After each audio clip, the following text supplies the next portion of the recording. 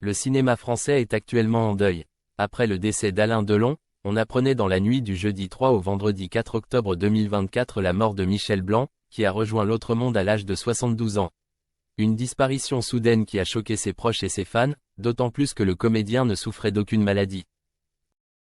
Comme l'a révélé Gérard Jugnot au micro de RTL quelques heures après avoir appris la triste nouvelle, l'inoubliable interprète de Jean-Claude Duss aurait été victime d'un choc anaphylactique, lors d'un examen médical de routine.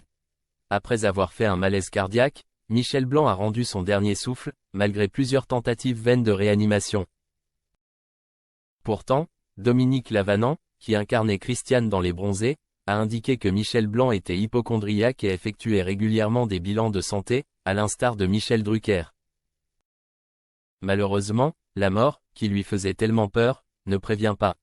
L'actrice a également révélé au Télégramme que Michel Blanc s'est éteint dans les bras de sa compagne, avec qui il était très heureux sentimentalement.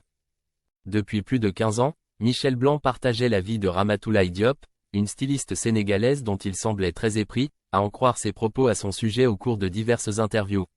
Ils n'ont toutefois jamais jugé nécessaire de fonder une famille, un choix qu'ils n'ont jamais regretté et sur lequel ils s'étaient mis d'accord.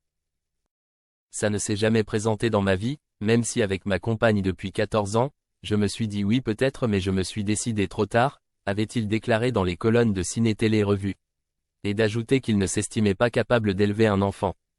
Après Lio, qui a fréquenté l'acteur vers la fin des années 80, Gérard Jugnot ou encore Josiane Balasco, le président de la République a tenu lui aussi à rendre hommage à Michel Blanc. Ce vendredi 4 octobre, le Palais de l'Élysée a publié un communiqué, qui retrace la grande carrière d'un grand acteur du cinéma populaire qui osait prêter son talent à l'exploration, lumineuse ou sombre, comique ou tragique, de nos vagues à l'âme. Emmanuel Macron a également présenté ses condoléances émues à la famille, aux proches, ainsi qu'aux millions de téléspectateurs qu'il aimait.